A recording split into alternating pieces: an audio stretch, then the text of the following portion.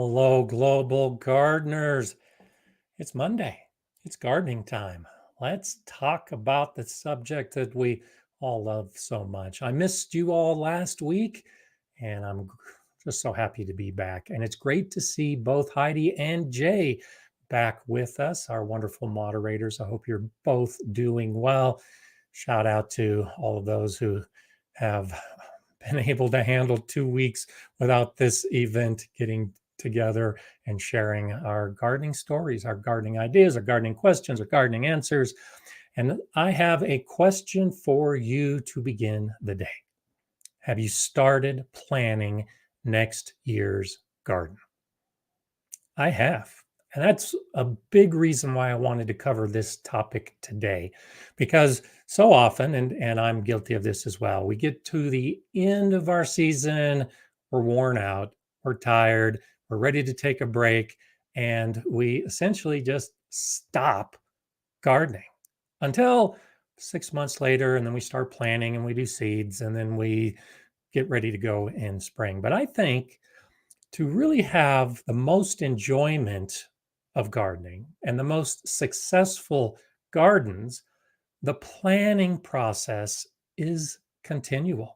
It's something that goes on throughout the year. Sure, there are times of the year where maybe it's a little more time sensitive, it's a little more important, but I'm already planning next year's garden.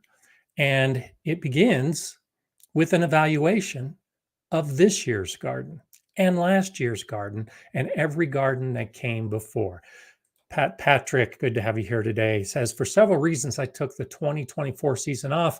Now I'm back in the dirt planning for 2025. My previous year's journals and calendars have made the process so much easier. Forever a fan of journaling. And that ties in so well with the discussion today. He's planning. I'm planning. I think you should be planning what you're going to be doing this year and next year, and even further into the future.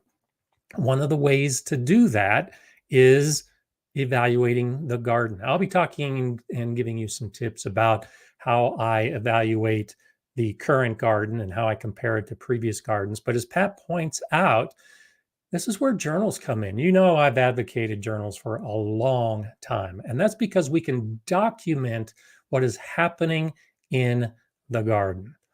Well, documentation is wonderful, but it might be a waste of effort if you never go back to look at all that data that you've been accumulating. And so by going back to last year's journals, all the previous year's journals like Pat, you can really start developing the foundation for a good plan for the future.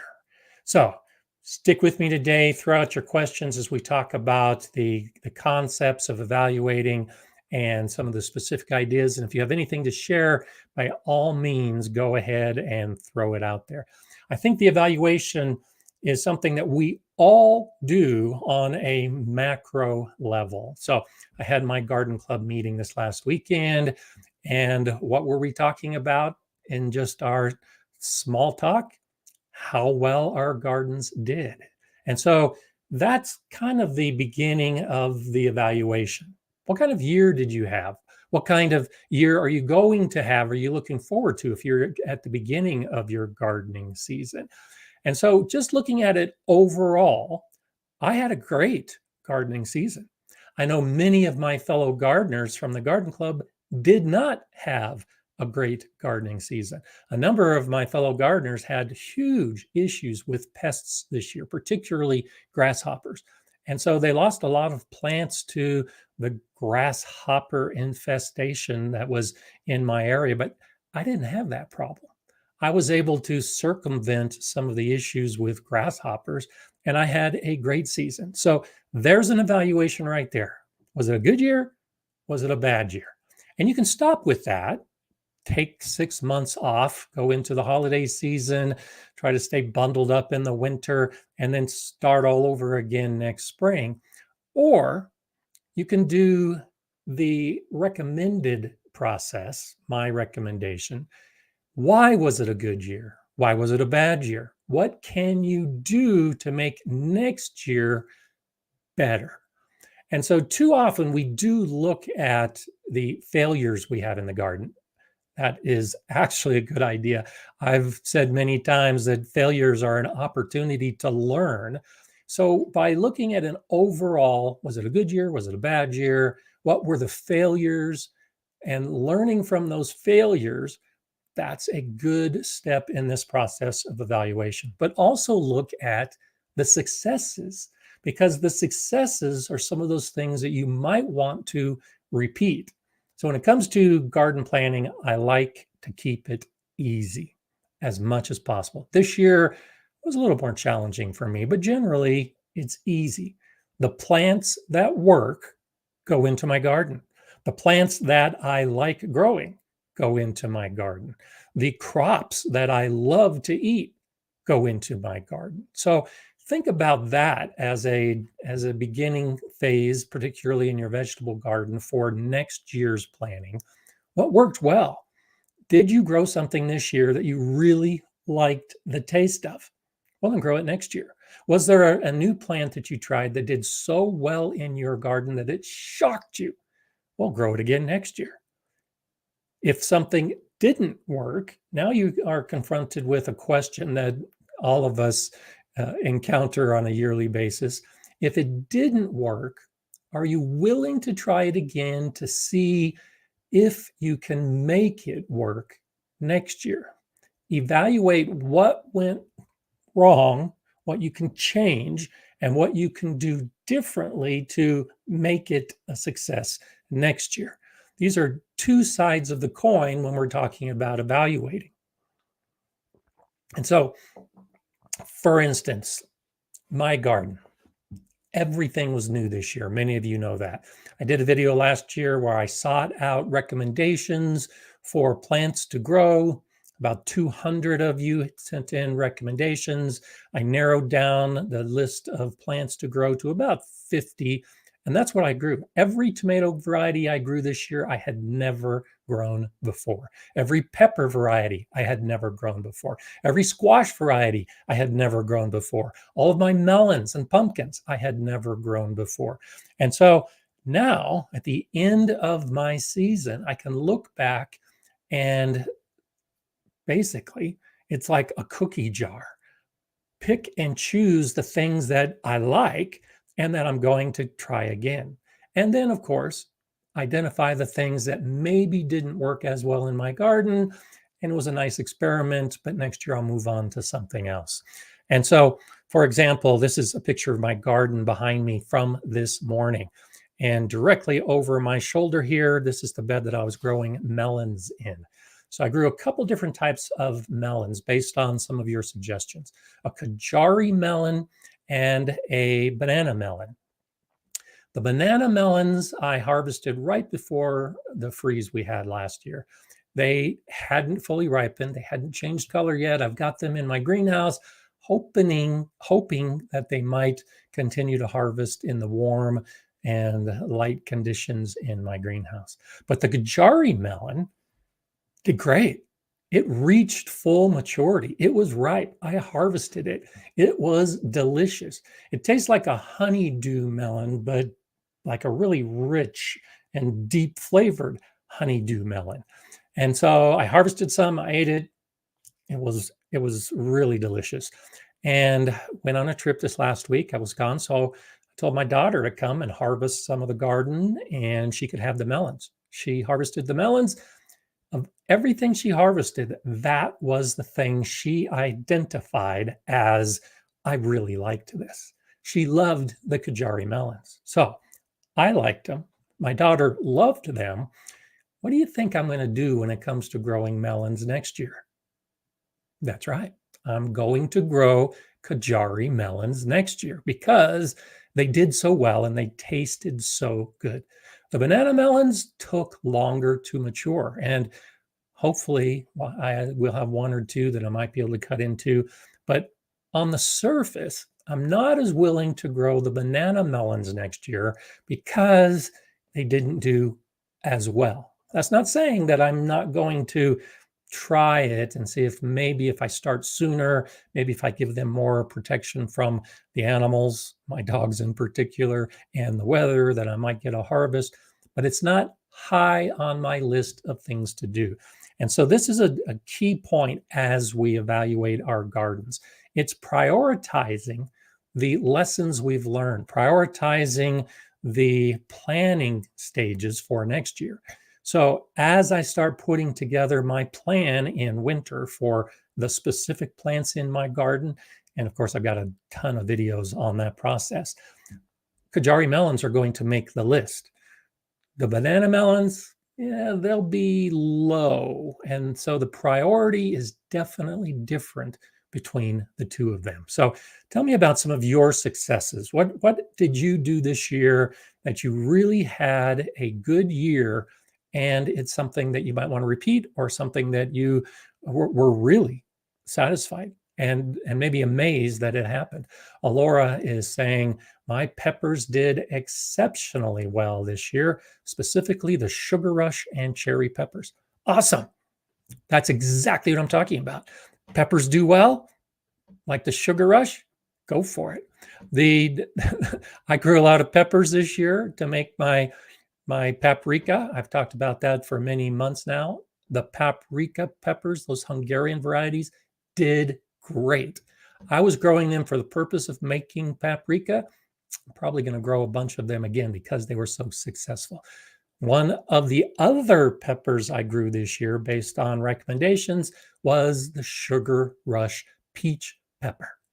They did better than any other peppers. As good as my Hungarian peppers did, the Sugar Rush peach did better. So now, as you start planning your garden, and as you evaluate your garden, and as you listen to others who have evaluated their garden, take that information to maybe influence what you do. So Alora says that the Sugar Rush peppers did great, and I'm now telling you that my Sugar Rush peppers did great. Make note of that. Next year, if you're looking for a new pepper, maybe Sugar Rush peppers are something to try.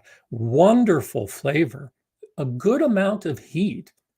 And at least in my garden and Alora's garden, it's something that does well. So as you evaluate what does well, I can't reiterate that enough. That is something that should make your planning easier, because when you choose the good stuff that grows in your garden, then it's one of those kind of things that it makes it easy to basically make your decision making easier. If I've got 6, 10, 12, 20 beds to grow in, I have a lot of options, but I don't have unlimited space. That's where the prioritization comes into play. So as you identify a bed for melons, a bed for peppers, a bed for tomatoes, a bed for squash, whatever your process is, you have to decide what plants are going into each of those specific beds, the priorities of what you're going to grow, and then break it down to another level. You know you're growing peppers. Which peppers are they going to be? Are they going to be sweet peppers? Or are they going to be hot peppers? Are they going to be paprika peppers? And as you decide on that level, then you break it down to the next level. Which varieties are you going to grow? If you like to grow hot peppers, but you only have a space for a few, I love my cayenne peppers. I grow cayenne regularly. I dry my cayenne peppers. What I use as a decision point for whether I'm going to grow cayennes in the next year is how many dried cayenne peppers I have. I can only use so much. So I still have some dried cayenne peppers from last year. I didn't grow them this year. I really don't need to grow them next year unless I just use a whole bunch of cayenne pepper and cayenne peppers in the cayenne peppers and the cayenne powder that I make from them in the next few months. So cayenne peppers are probably not going to make the list this year, but I just keep thinking about my Jimmy Nardello peppers that I grew last year, and I fermented them, and I just absolutely love those Jimmy Nardello. So of the plants that I didn't grow this year that I think I miss the most, Jimmy Nardellos are very high on that list. The shishito peppers are very high on that list as well. I wasn't able to cook up some of those fresh shishito peppers this year. So as I am evaluating my garden, even though I had a great year this year, there were some things missing, some things that I had grown in the past, I didn't grow this year, and I definitely want to grow next year. So you can see how just speaking with you right now, I've already started identifying a pretty good selection of plants for next year. And none of those plants are going in my garden until May or June of next year. So we're talking 8 or 9 months away. And I'm already deciding which plants are going to go into the garden based on my desires, the success rates, all those kind of things. DJ's asking, how did your pumpkins do this year? Is there a certain variety that you recommend for 5B? So I don't recommend any pumpkins growing over the winter. So zone 5B is a winter terminology. That's how cold our winters get. And so I wouldn't grow anything over the winter in 5B because it's just too cold. But for growing in the summer, which is the primary pumpkin season, it doesn't matter if you're in zone 5, zone 6, zone 7, zone 8. It's the length of your growing season that will determine which pumpkins are best for you. I have a relatively short growing season, and my pumpkins actually did okay this year. They were late getting into the ground. I grow from seed directly in the soil. And so I didn't even start my seeds until the 3rd week of June. And I haven't weighed it yet. I'm guessing it's probably 8 or 10 pounds, but jack-o'-lantern pumpkins I grew this year. Those are a good variety. I can't remember the other variety I grew this year. Jack Be Nimble is a really small pumpkin. All those did great. I've got probably a couple dozen of those really small ones that turned color and were actually ripening more than a month ago. The Howden is also a good pumpkin that I've grown before, the bigger, like carving pumpkins. I've grown a whole bunch of sugar pumpkins. I've got videos on making pumpkin pie from the sugar pumpkins that I grow. So just about any pumpkin will do well in just about any garden, as long as you have the time for it to mature and ripen.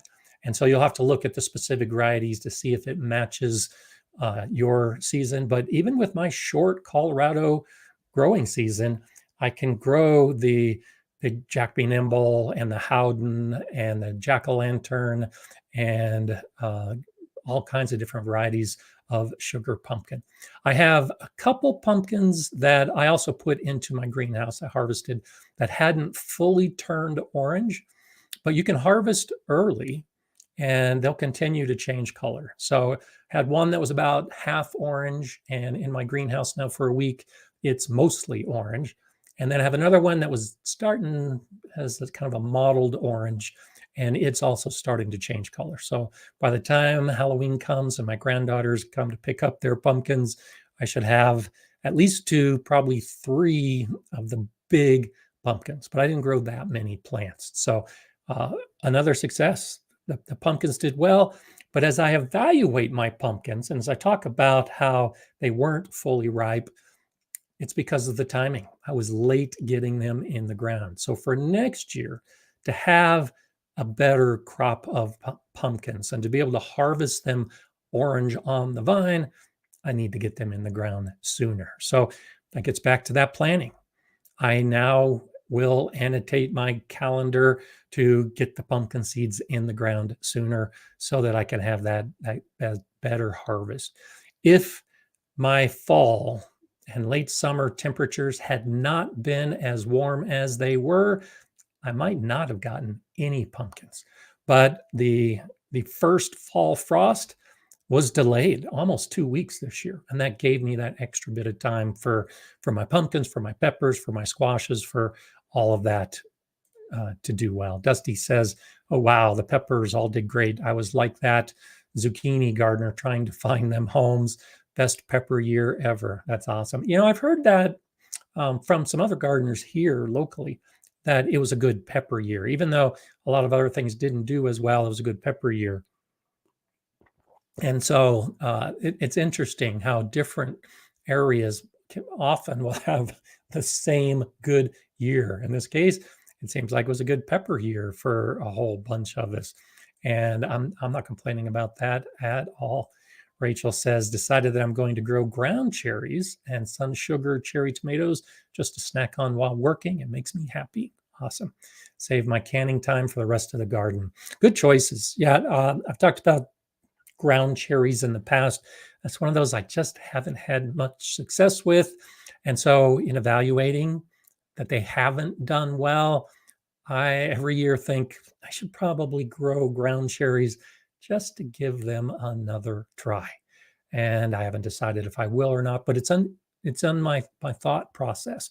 It makes the list of the potential plants. The question is just how high a priority it is. But the sun sugar, oh, I've grown sun sugars before. Fantastic to be out there. I love that as well. Working in the garden and the sun sugars are ripe and you just munch on them. I had some really good successes with my tomatoes this year too, and it hasn't gotten so cold that the tomato plants have died. So I've still got a bunch on the vine that I'm allowing to ripen, and I'm picking them every day. One of the ones that was recommended that I really like was the velvet red tomato. The flavor is just so intense. A really small cherry tomato. The leaves are velvety, kind of gray. I really liked that tomato. Hillbilly did great for me. It's an orange slicer, just wonderful. The flavor is good. It's not one of those like sun sugar super sweet. It's more of a classic tomato flavor, but so abundant, so prolific.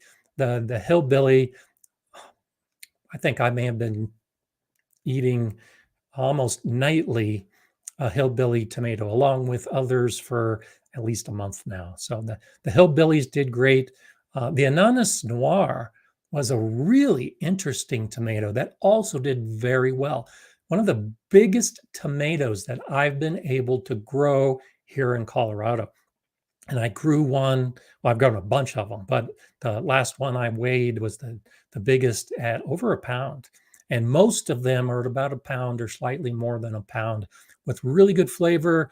It's like a rainbow of colors. It's got orange and green and pink and red in the flesh and on the skin. So really interesting tomato. So I might do that one again because I did enjoy growing it.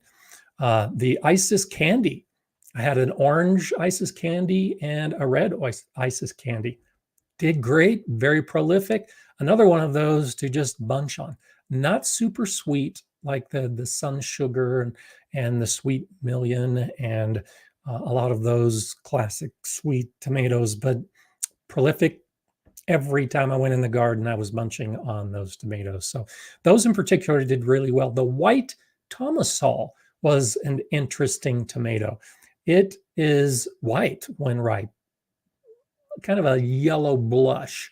And the flesh is also white, really light colored. Again, a good tomato flavor. It wasn't intense. It did pretty well. That's one of those that will be on my list. I don't know how high it will rise when I actually put together the tomato choice for next year. It might not make the list, but I'm guessing that the red velvet and the hillbilly and probably the Isis candy will join a lot of those other tomatoes that I grow every year, like the black Krim that I love so much, and the sweet million, and so many others that I've talked about in videos. So the evaluation, when I talk about looking back over the years, that's how I like to approach it. What did I like from this year? What did I like from last year and previous years? And I start combining those varieties when I think about what I'm going to grow next year. And I do that with the peppers. I do that with the tomatoes. I do that with everything. The cucumber I grew, the name just escaped me, but it's a ribbed Italian zucchini, and it did great. The issue I had with it was it grew too fast. I normally like to grow the Black Beauty zucchinis. They do great. They're all like a golden zucchini. And they grow pretty steady, pretty fast, but you can see it coming. You can see the growth coming. But the Italian ribbed zucchini grew so fast that I would look at it one afternoon and say, "Oh, I'll harvest this tomorrow." And it would double in size overnight. And so I like the smaller zucchinis to cook and eat. And it just seemed like I was never able to harvest that zucchini while it was still small. It just grew so quickly. But it makes great zucchini bread. It makes great slices to grill. So it's a good one. I just have to decide whether it is better than the zucchinis that I've grown in the past, because I usually only have a couple zucchini plants. The the uh, the squash that I grew this year, I grew a Tahitian melon squash that was really slow to flower, really slow to set fruit. I was very concerned about it. But then once it started setting fruit, it set a lot of fruit, and the fruit developed really quickly. It did great. It is similar to a butternut squash, but a little sweeter, much bigger than a butternut squash. So some of those squashes that I harvested are 2 feet long. It's one of those with a thin neck and a really big bulbous body to it. Lovely, lovely squash. So as I compare that to some of the others like butternut, I like butternut squash because I like to make butternut squash soup in the winter, the cold months. I think I might be leaning toward the Tahitian melon squash just because of the size of the fruit in the same space. And the plants were big and robust and strong. The first plants in my garden that got powdery mildew were the zucchini plants. They still did pretty well, but they quickly were overcome by the powdery mildew. But the Tahitian melon squash right next to those zucchini plants didn't suffer at all, didn't succumb at all to the powdery mildew. So that tells me that not only does it have a prolific amount of harvest with a really good tasting winter squash, but it's also resistant to the thing that's most common in my garden, which is powdery mildew. So you can see the evaluation can take on many different levels of many different topic areas when you're trying to decide whether you have a plant to grow or a plant to grow again. And it's the the collection of the data. It's that journal that you are keeping. It's whatever documentation you have to keep track of those kind of things that really become important. Because are you going to sit down today and plan next year's garden? Probably not. But I hope you will make notes today about some ideas. So when you sit down to plan, you already have a head start. These are the kind of things as we evaluate and think about what we liked and what we didn't like, just make note of it so that you can go ahead and move forward with it. And so Laura was the one that gave me that suggestion for the sugar rush, as I mentioned, some of you did. And I do thank you for that because I have a whole bunch and I'm thinking of pickling them because I didn't have the Jimmy Nardello. I like to take pickled slices of peppers and use them on hot dogs and hamburgers and salads and bratwurst and things like that. So I'm thinking of doing that with the Sugar Rush peach. It's spicy, but it's not too spicy. So I think that's one of those things to think about. Yankee Sister Homestead, good to have you here. Finally received a bounty of sweet peppers. That's so awesome. 5 varieties, and my freezer's now full for the year. I love that. I did intentional gardening. I love that term. Yeah, that's exactly the idea. Intentional gardening, growing something like 5 varieties of sweet peppers so that you can freeze them. Great plan. Great way to get it all figured out well before the garden ever even is planted. Leanne is saying, I will be whipping up a second batch of raspberry jam soon. One plant gave me 5 jars this summer. The second may give me more. Wow, 5 jars from one plant. That's fantastic. I am still munching on my raspberries. That's a great thing. Like it's like the cherry tomatoes when you can go to the garden and just pick some and munch them. Most of what happened in my raspberry patch this year ended up in my mouth. I'm so glad you were able to get so many of your raspberries. As I look at my raspberry patch, I made a big mistake last year.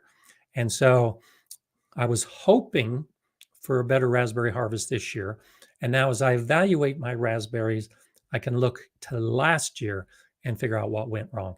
Last year, I did not cut all my raspberry canes down to the ground. Now, I've talked in the past about one of the pests we have here in my part of Colorado, the raspberry cane borer. And I was experimenting. The way to counteract the cane borer is to cut down the canes to the ground each year. I grow a variety of heritage that fruits on the first year canes, on the prima canes. So you can cut everything down. The next year it grows and you harvest. And that's what I have done. But because I had no indication of the raspberry cane borer, I thought, well, I won't cut those canes down and hope for the best. And surprisingly, I'm probably the only person growing raspberries within a radius of 10 miles. I got raspberry cane borers in my garden. They devastated my plants, and that affected everything this year because the plants were so weakened last year. I didn't have as many canes this year. I didn't have as big a harvest this year, and that part of my garden suffered because I did something differently. I stopped doing my normal activity of cleaning up the raspberry patch in fall just in case I got raspberry cane borer, and it bit me bad, and it affected the raspberries that were growing. So these are the things that it's not just what you grow, but how you grow that you should evaluate. If everything worked great, then keep doing it that way. You'll see over my shoulder, that's my pepper bed that's covered with plastic. And I'm still harvesting some peppers. They're still ripening because I've had that bed covered since the temperatures started dropping below 50 Fahrenheit, 10 centigrade. To keep that bed nice and warm, did great. I've done that before. I did it this year. I'll do it again next year because that's one of the things that works well for me. All these other beds, I didn't take that much effort. I did cover up the Tahitian melon squash when we first started getting cold days. But once I harvested, of course, I'm not covering up the beds. But that's a method, a technique, a process in gardening that has worked well for me. So I'm going to keep doing it. My hail cloth is still covering all of my tomato plants. Not because we get any hail, though surprisingly, we had thunderstorms last night, but not with any hail. Haven't had hail in over a month. There's not going to be any more hail for the rest of the year, but I've got my hail cloth up because that helps hold in a little bit of moist or of heat going into the evening. So my plants are pretty close together. I've got that hail cloth over the top as kind of a little bit of insulation helping to hold in the heat. And because those plants aren't exposed to the open air as much, my tomatoes are still doing okay. The squash plants were killed by the freeze last week, but it just touched on freezing. My tomato plants, partly because of that hail cloth and because they're basically insulating each other, are all still growing. They're all still doing well. Another one of those things I've learned over the years that I will continue to do moving into the future. But maybe some of the other things that don't work as well are things that you might consider discontinuing. If you look really closely at the end of this one bed, I keep my hoops over the beds throughout the course of the summer. And at the end of this one bed right here is chicken wire. In that bed, I have my garlic planted planted garlic about a week and a half ago. And I now have chicken wire on the ends of my cattle panel hoops because you can kind of see it in this back bed over here. I have a puppy who hasn't fully learned that she isn't supposed to jump into the beds, and she will dig and she will trample. And I didn't want her digging or trampling in my garlic bed. So I put chicken wire on the ends so my dog can't get into the bed. Mala, of course, is learning some bad habits. Mala's never had an issue in the beds, but if the puppy's in the bed, then I guess that's Mala's excuse for also getting into the beds. So moving into next year, as I evaluate my garden, I would have had more melons. I would have had more peppers. I would have had more spinach. I would have had more pumpkins if my dogs didn't trample the plants. I'm going to have to surround my garden with a little fence to keep the dogs out, or put hoops and chicken wire over everything. And I think it'll be easier just to put a low fence around that entire garden area. That's part of an evaluation. That is not only what you're growing and how you're growing it, but also how you're going to put your garden as a whole together to try to minimize some of the issues that might be affecting you. And so we all talk about the pests, we all talk about the weather, but how much do we talk about those kind of things, like whether your garden needs to be fenced? I'm going to have to put a fence around my garden. Love my dogs. They still are wonderful garden animals, but until the puppy gets a little bit bigger and learns a little bit more, I need to protect my garden from my dogs. And that's just the truth of it. And it's hard to come to that realization sometimes, that that's one of those things we need to account for, but sometimes that's one of the things we need to account for. Ross is saying evaluating the garden year is one of the funnest things about gardening, as it's really what you get to look back on your results. When you get to look back on your results, it's like a science experiment. Oh yeah, absolutely. And and for those of us who are experimenting, absolutely. Part of experimentation includes the analysis. You put together the data and you analyze the results. Absolutely. The garden is like a science experiment as you look back on your results and analyze them or evaluate what was happening in your garden, and then develop new hypotheses for next year. Or in this case, what plants you're going to plant, what beds you're going to build, what fences you're going to erect. That's all part of the science experiment. Tina says a big success this year was partnering with my daughter, whose big 8B garden can grow many heat-loving plants that I can't. I'm the canning queen, so she brings the harvest to me and we share. Oh, I love that. Yeah, I talk a lot about the sharing and getting together with others. So great success. So building on that success, I'm guessing you're going to do the same thing next year, and maybe even more of it. And so that's awesome that you can do that. Serena's asking, when should parsnips be planted? So it depends on where you live.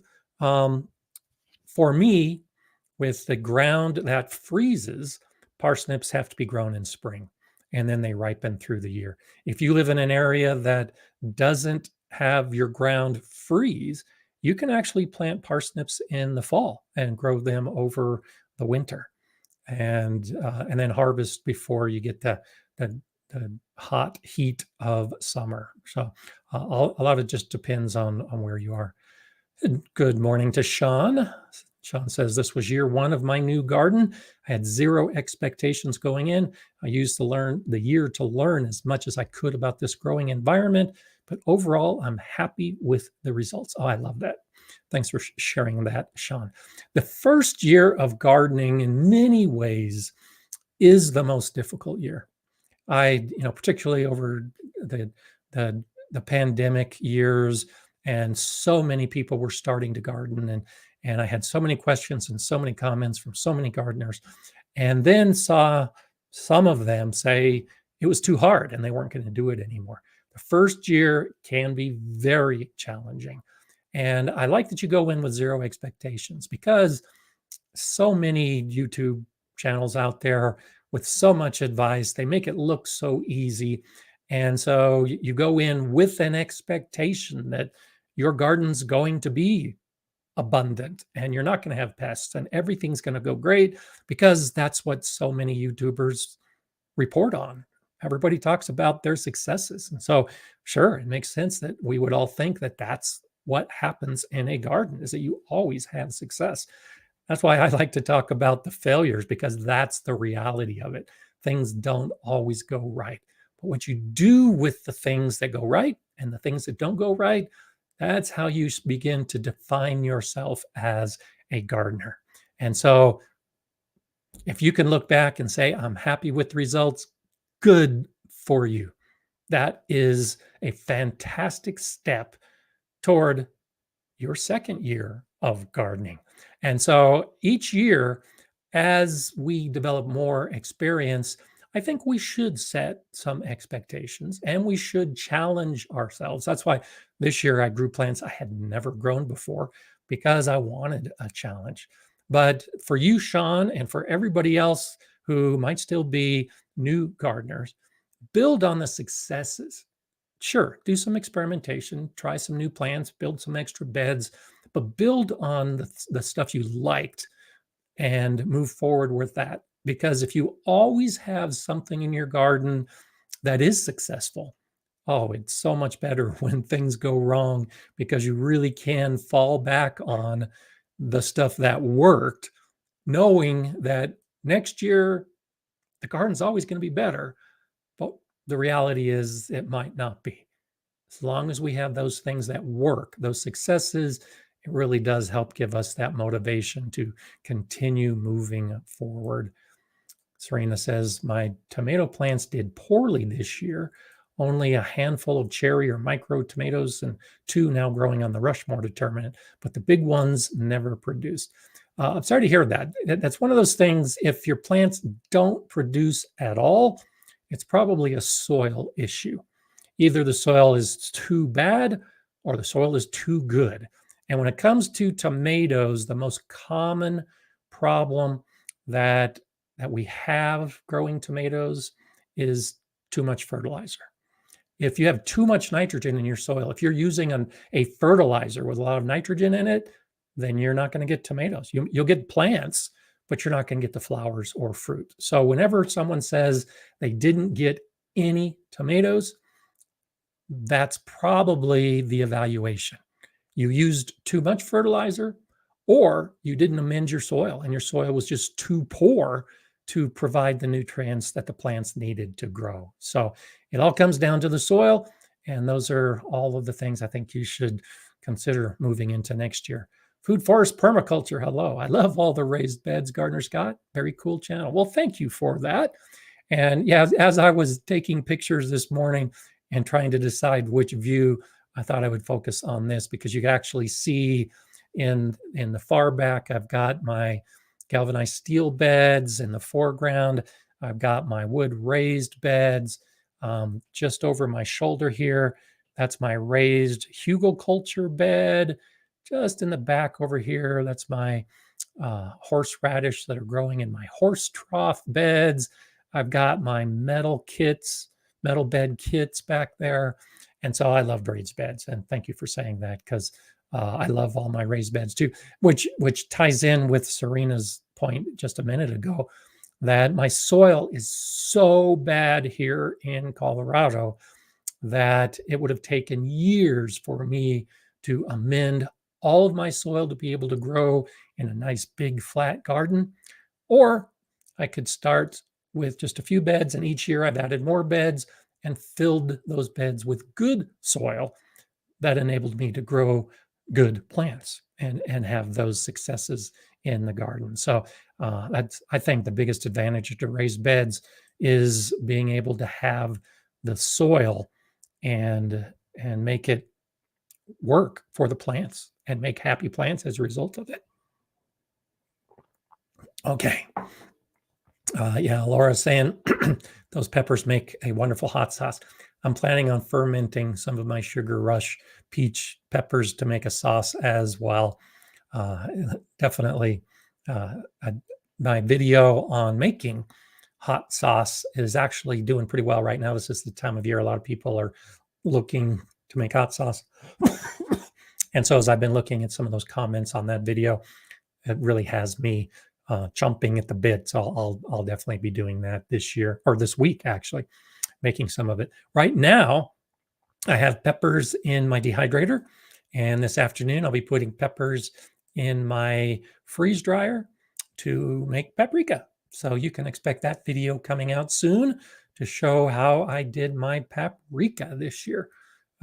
It's the peppers are just so incredible that I've got to powder them and make a paprika. And I'm in the middle of that process right now. And so when we look at our calendar year and the activities we do during the year, I think that's also important for the evaluation. I have talked about this before, and I mentioned it in videos and live streams. Not only is the planning and the evaluation a continual process throughout the year, but the end should really be part of our thought at the beginning. And so this is the end of the season for many of us, but this is the beginning of the season for some of you. Well, what does the end look like? So I'm looking at my end of season right now with all the tomatoes that I'm harvesting, trying to figure out just exactly what I'm going to do with them. I've given them away to my daughter, to my neighbors, to friends, and I still have more tomatoes. They're not good canning tomatoes. So as we talk about the varieties to grow, they're delicious to eat, but they're not firm enough, many of the ones I'm growing, to be able to can. So I'm just eating all those fresh. And I'm probably going to end up freeze drying more like I did last year.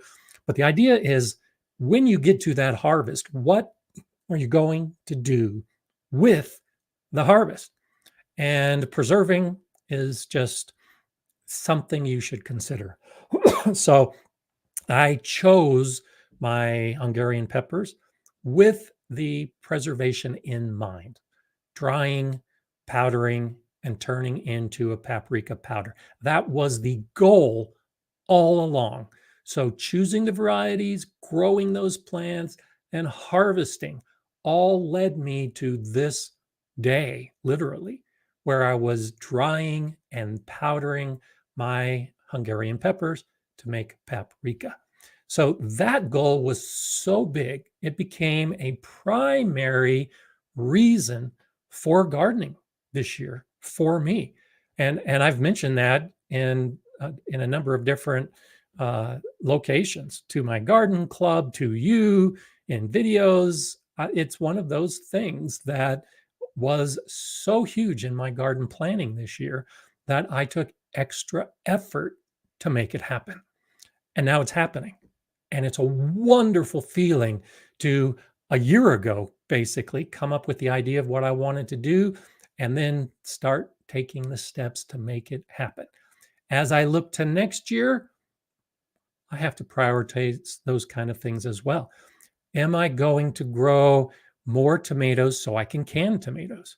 Last year, my priority with my tomatoes was to make paste and sauce. So I grew a lot of paste tomatoes. This year, it was the paprika powder. Next year, I don't know yet. But as I evaluate the garden, as I start looking at the successes and the failures, and as I start watching videos and read blogs and read books and watch movies, who knows what the primary goal is going to be next year? I don't know yet. There's still time, but I'm trying to get an idea now so that I can learn more if I need to learn more. I can pick out the varieties and order them early to make sure I get them. Whatever the case might be, earlier tends to be better than later in the garden because you may need to do some of that prep work ahead of time. I'm thinking that I'm going to grow more peppers next year. This year, I had an abundance of tomatoes, And honestly, I think it was a little bit too much for me because of the tomatoes that I grew. I loved them all. It was wonderful. There were some amazing varieties, like the black strawberry tomato. It is black as soon as it appears on the plant. You could say it's a deep, deep purple, but it's pretty much black. The amazing thing about that pepper was that it turned red when it ripened. So it was black all season long, and the plant was filled with these little black cherry tomatoes. It took a long time for the ripening to begin, and then once they started ripening, they turned red. Seeing a tomato turn from black to red was completely new to me. I loved it. I had a black Hungarian pepper that did the same thing. It was black on the plant all season long, and then when it ripened, it turned red. So that was so fascinating. I think I may do some more of that. I grew dwarf tomatoes for the first time this year. They did great. I might do more of that next year. But as I identify these things that really intrigued me this year, that's how I set the stage for what I'm going to do next year. So overall, fewer tomatoes, but maybe more dwarf tomatoes. Overall, more peppers, and probably some of those unique varieties that are striped and different colors and different sizes, and experimenting with something new in the pepper realm. That's all part of my planning and prep for planning as I move into the next year. And so I don't have the answers yet. I'm not trying to get the answers yet. I'm just trying to set the stage for what the information is, what the data is that will help me make some of those determinations. And there's Jay on top of things. Thanks for that, Jay. That's the video I did on making the pepper powder last time.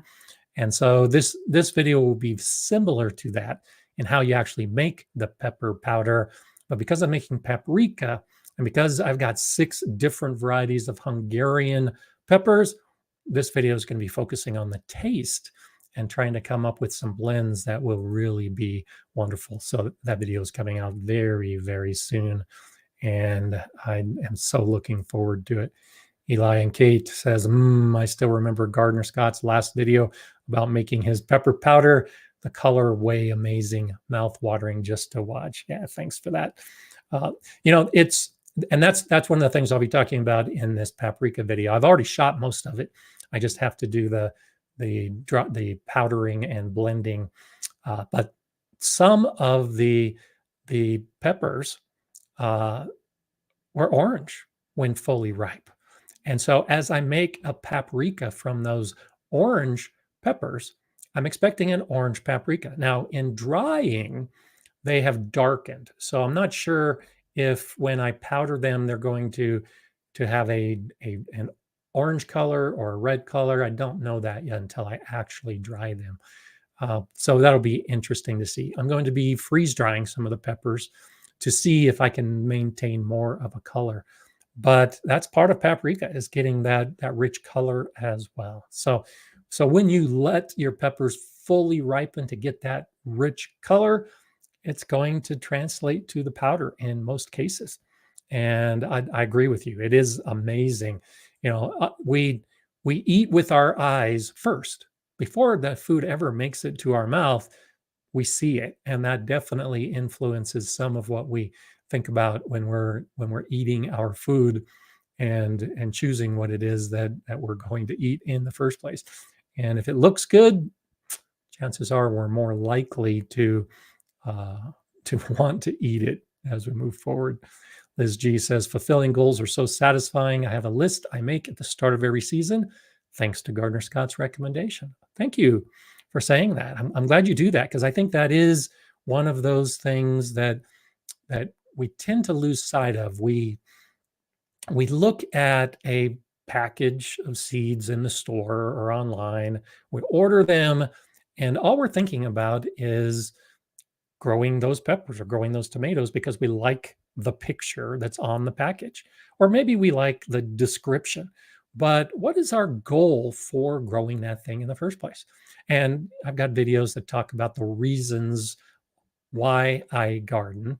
And I have different reasons for different beds, for different plants.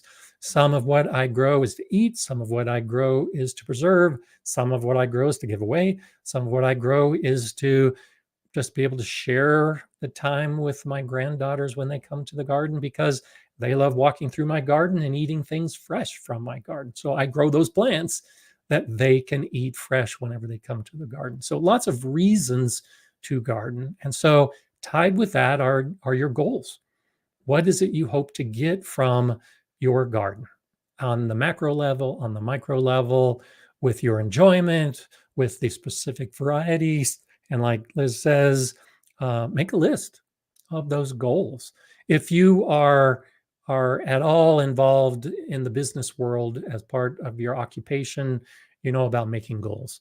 You know about having a goal to work toward. And then, of course, you have to set up the steps to reach those goals. And then when you evaluate, you can then determine if the process worked.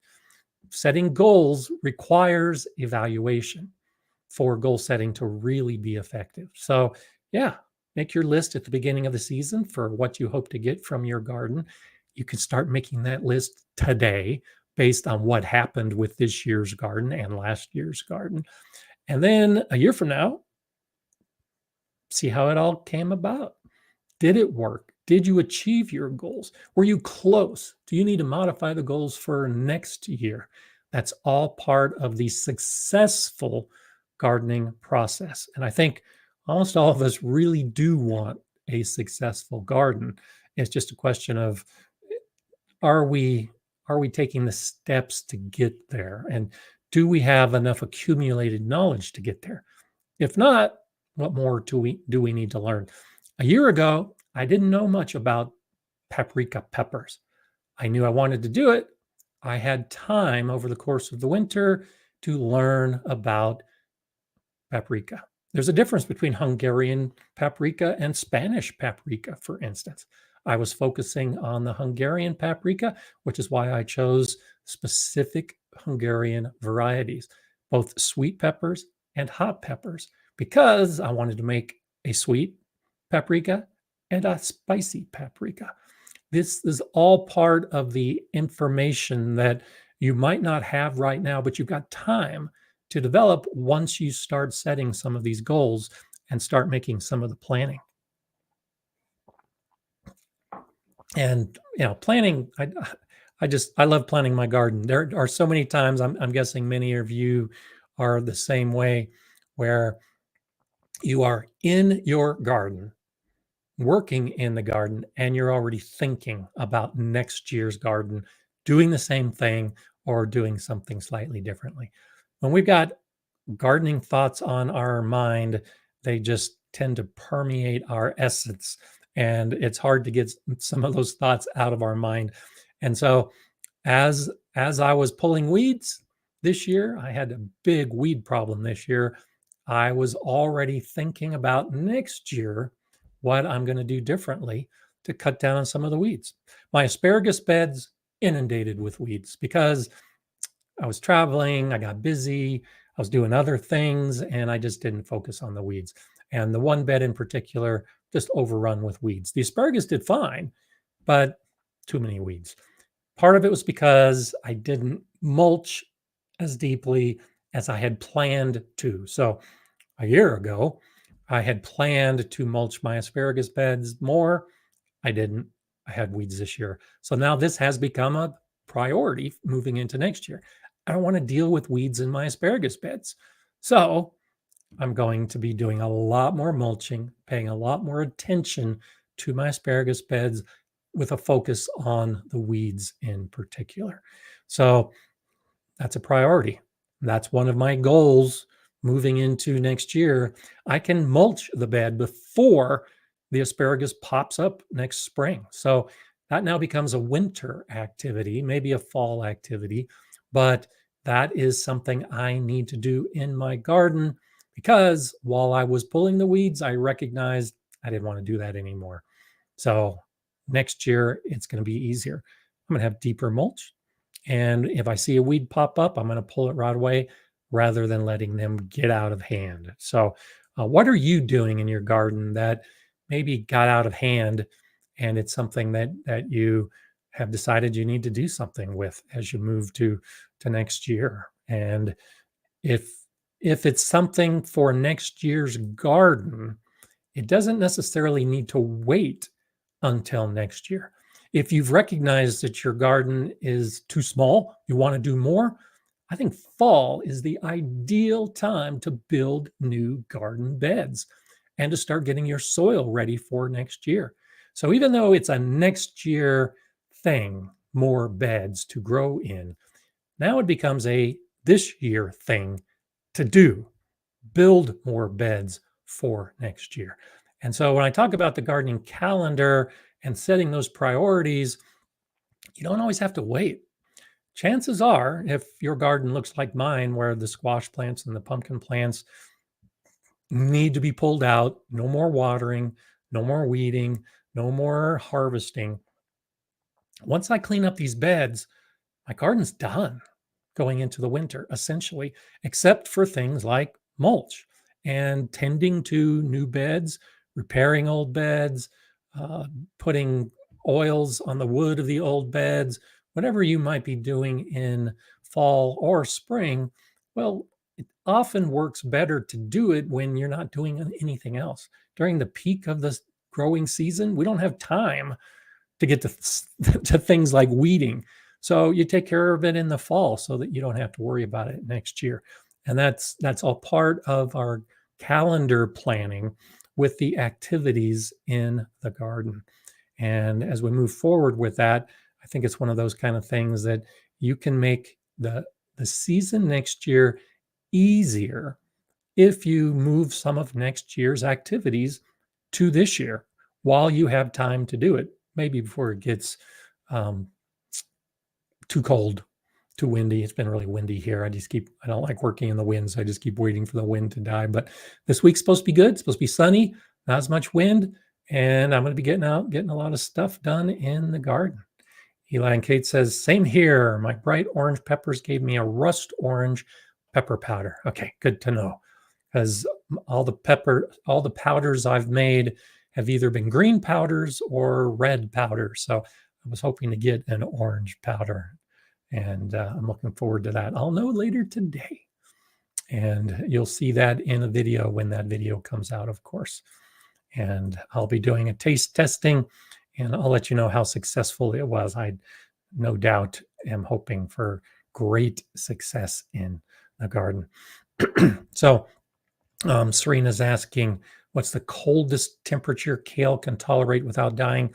It depends on the variety of kale, but kale can handle really cold temperatures. So I've had kale down to 14 degrees Fahrenheit, minus 10 Celsius, and it survived. So it can handle really cold conditions. Masabi Gal's asking, any gardening adventures on your trip? So I went to Louisiana to visit my son and his wife and my grandkids. And I wouldn't say any gardening adventures because it was mostly time spent with the kids playing, a little bit of outdoor activities. My son and I talked a little bit about gardening as he's looking to expand and start growing in some of his beds. But we went to the New Orleans Zoo, and it was the first time I'd been to the zoo. And so I got to walk around the zoo and see some of the plants that were growing there and venture through some of the garden areas.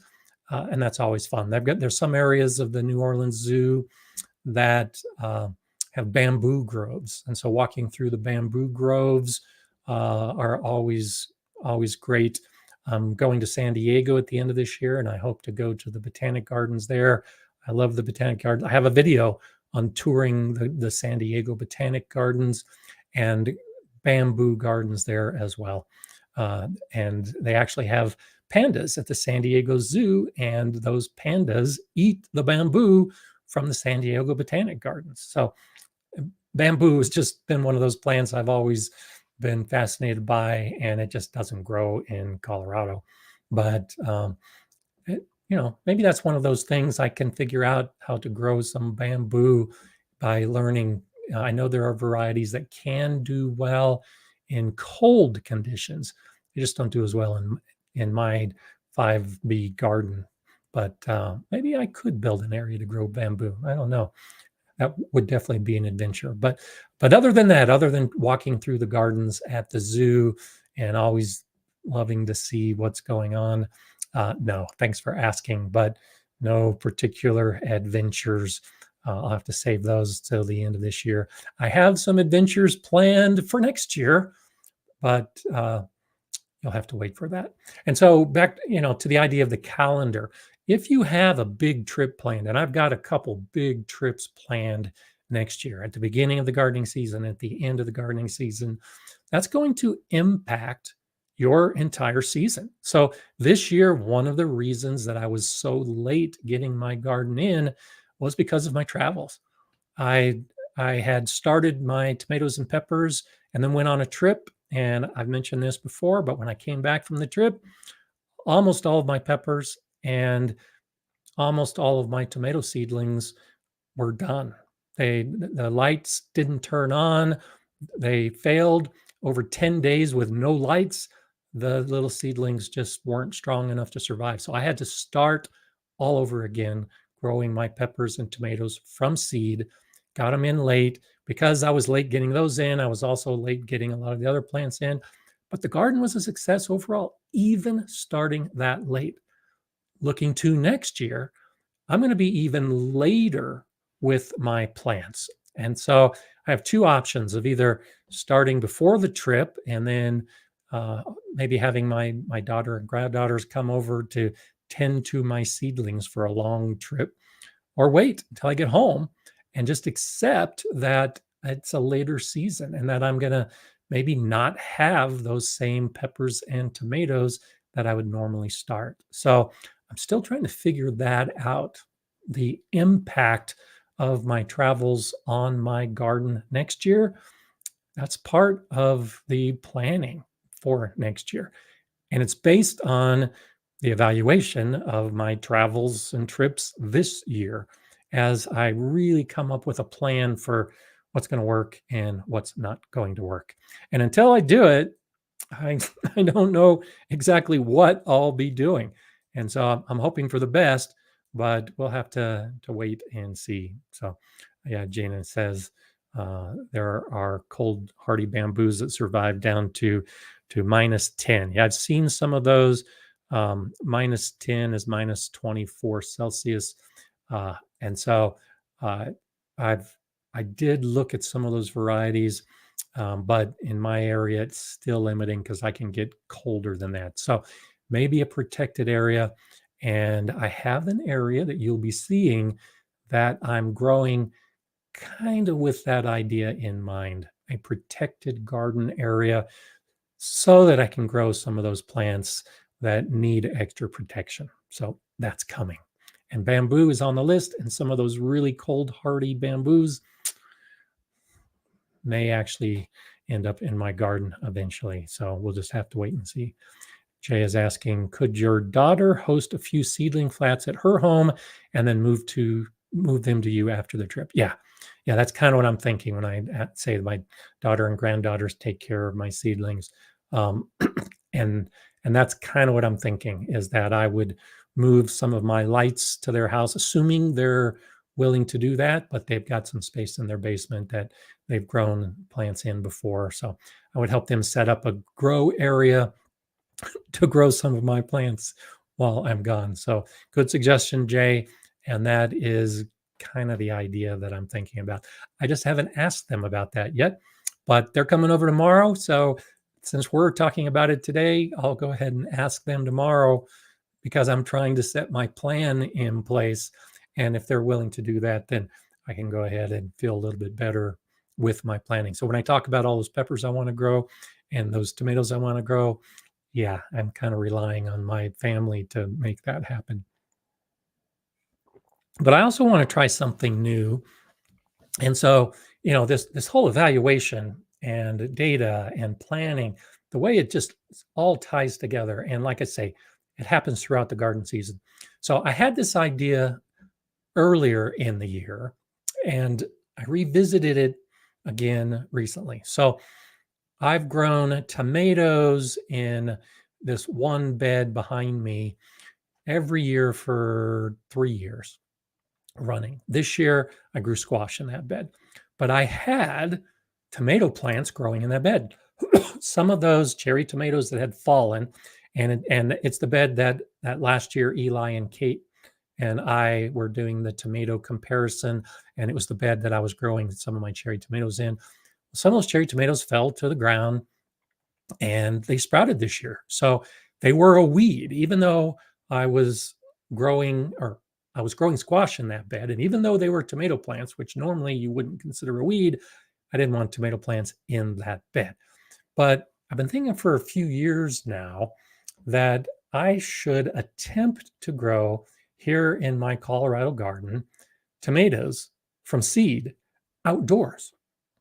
And recently I started um, clipping a tomato plant in my greenhouse to the twine, and it was the same thing. It was one of the cherry tomatoes that I grew last year, the black cherry tomatoes that I just love, and fell to the ground and was sprouting. And so now I've got this tomato plant growing in my greenhouse with cherry tomatoes on it from seed, from dropped fruit.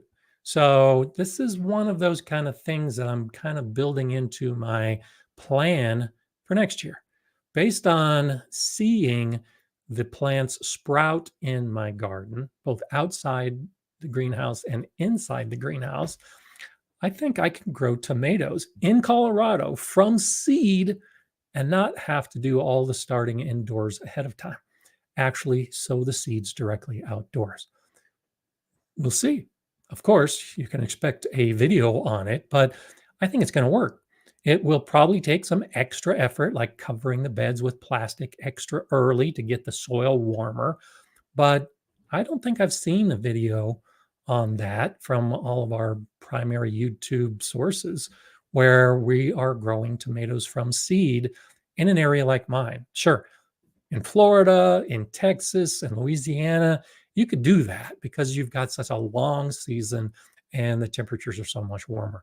But in a cold, short season like mine, I've never seen anyone do it before. So, as a priority, that's pretty high on my list of new activities for next year. So, when I get back from my big spring trip, that may be one of the first things I do is actually sow tomato seeds in my garden and see what happens. Do you have anything like that as you've been looking in your garden, as you've seen a plant sprout up and you were surprised by it? Has that tempted you to do something different? I was talking with someone recently who had melons, like a cantaloupe melon, start growing in their garden unexpectedly. That happened to me one year.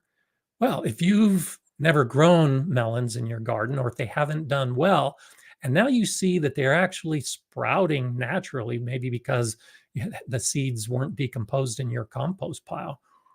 Think about those kind of things. What's happening in your garden that you didn't plan for, but seems to be successful? Well, make it an intentional part of your planning so that maybe you'll have success with it in the future. And if it works for you, then add it to your list of the things that you're going to be trying on a regular basis from that point forward. Dan Lowe Music is saying, I had self-started tomatoes. Some started to produce, but they come up so late in the season, I don't think they would actually produce in time. Yeah, that's my biggest concern. The one that's in the greenhouse is producing because the greenhouse is warmer. It wouldn't be producing right now outdoors because the soil's getting cold and the nighttime temperatures are too cold. So yeah, I agree with you. It is one of those things that the length of the season matters. But the hoops that I have over my beds are perfect size for growing dwarf tomatoes. The dwarf tomatoes that I grew this year, the tallest one got about 3 feet tall. Most of them are about 2 feet, 2.5 feet. Perfect size for the hoops I have in my current beds. And so now you can see how putting different pieces of information together can help influence some of your decision making. So I mentioned I'm thinking growing more of the dwarf tomatoes next year. Well, maybe it's those dwarf tomato seeds that will be the ones I put in some of these beds behind me, because I can cover these beds with plastic both at the beginning of the season and at the end of the season. And so when you can extend your season, the issue that it might be too late for them to produce is lessened a little bit, because you'd start them earlier and they're able to grow longer. So that's kind of one of the things that I'll be thinking about. Bettina's saying Maritime Gardener grows outdoors from seed in Nova Scotia, short season gardener. Yeah. And now that you mention that, I think I may have seen one of his videos from a few years ago on something along those lines. I'll have to look it up again. Nova Scotia's more temperate than I am, and so he had a short season, um, and that is a good example. So I'll have to look at more of the differences with his garden and my garden to see if maybe that might be an option. But thank you for that suggestion. And yeah, but Bettina's saying Maritime Gardener. I haven't seen any of his videos recently, so I'll have to get back and watch some of his so that they pop up in the algorithm. For those of you who are regular viewers of my videos and you haven't seen one in a while, part of the issue is the way the YouTube algorithm works. If you start looking at other topics and at other channels, the algorithm starts prioritizing your preferences differently. And so there are some channels that I watch regularly, but if I don't watch them over a period of a couple weeks because I'm focused on planning for my trips and watching some of those videos for vacation planning, now all of a sudden some of those videos drop out. And even though it's a new video, it might not show up on your feed. So particularly with the Gardner Scott videos, if you don't see them popping up on your feed, it might just be because you haven't watched one in a while. So go back to the library. I was thinking about that this morning as I was outside, and then came in to see some of the comments on my videos that the topics, and this was actually in the Facebook discussion this morning as well. The topics I discuss cover almost all of gardening. I've got over 500 videos, over 225 now live streams. We've talked a lot about gardening on this channel over the course of the last decade plus. And I still have people ask me questions about a topic, like on Facebook, or they'll ask someone else a question on Facebook, and I've made a video about it. So if you've got a question, do a search for Gardner Scott tomatoes, Gardner Scott peppers, Gardner Scott potatoes, Gardner Scott lilacs, Gardner Scott greenhouse, and you're probably going to find a video on it. And then if you find that video, now you're kind of telling the algorithm that you haven't forgotten about all of us in the Gardner Scott community, and you'll probably start getting recommendations to watch the videos in your suggested column. So I see that all the time when it's like, gee, that person hasn't made videos in a while. And so I'll go to their channel, and yeah, they've been making videos regularly. I just had stopped watching. And that's one of the bad things about the YouTube algorithm is it assumes that you're constantly changing. And so it's constantly changing your recommendations. But there are some things like this gardening world that we are part of that really doesn't change that much. You still want to see some of that information. And it's not just me, it's all those other gardening channels that you like that you're not seeing videos on. They're probably still making videos. They're just not being recommended to you. So help us all out by watching more of the videos of all of us, and that'll help the whole community grow and tell YouTube that gardening really is an important topic to a lot of people. And so, yeah, so for instance, Sam says, Gardner Scott, indoor seed starting setup. I've got videos on setting up a grow operation. I've got videos on starting seeds indoors. So absolutely. I'm guessing you may have just done this or you are suggesting this. But yeah, if you do that search, you're going to get a ton of videos because I've made a bunch of videos on seed starting and growing the plants indoors. So that's exactly it. Good example, Sam. Thank you for doing that because that is the kind of thing that um, that will get you to some of the videos that you might not even be aware of. I know some of you, so a few years ago, I mentioned all of the videos I had, and there were a handful. Actually, it started with a pretty good number and then came down to about a handful. But many of you actually started watching my videos from the beginning and then notifying me as you were watching all those videos. So that was kind of fun to see the progression.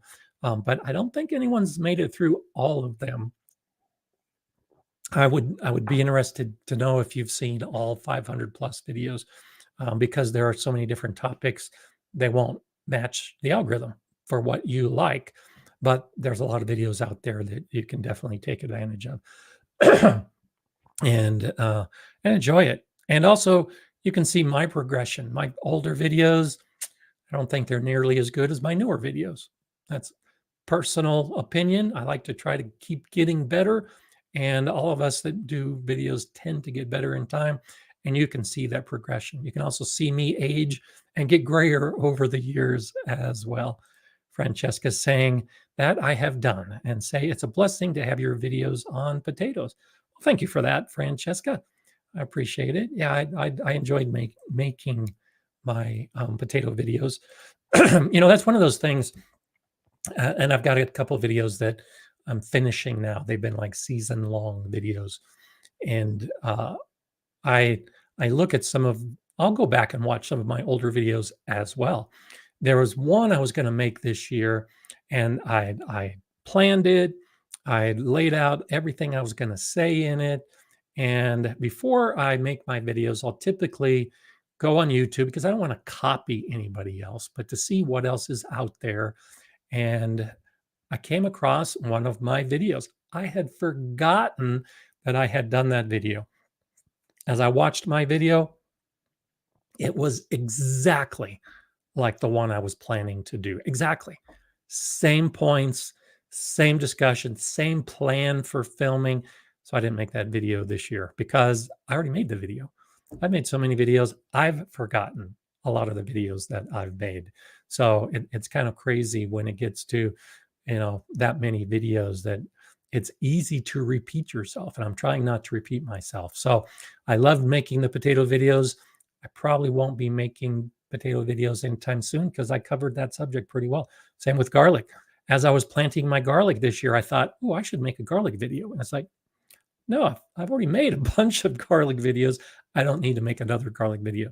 So I'm always looking for suggestions. If you have an idea for a video, and I often get suggestions for a video I should make, and my answer is, I've already made that video. So kind of stick that in your back pocket of things to check into when it comes to the things like that. Carla says that AI algorithm is not helpful. A good idea is just go to your favorite YouTuber's channel page and see if they have a new vid out. Absolutely. And so Eli and Kate is a good example of this. Now, I try to watch all of Eli and Kate's videos. I watch all of Tony on Simplified Gardening videos. I watch all of my son's videos on Ready, Set, Homestead. There are a number of videos I try to watch all of. And if I see that, or if I recognize that I haven't seen a video recently pop up in my feed, then I go to their channel. And so those channels in particular, weekly, I'll go to their channel page to see if they have something new. And even with my son, I talk with my son on the phone almost daily. And occasionally I'll go to his page and see that he's got one or two videos, usually shorts that he released that I hadn't seen yet. That might be a couple days old. For somebody that you really want to follow, that's what you got to do.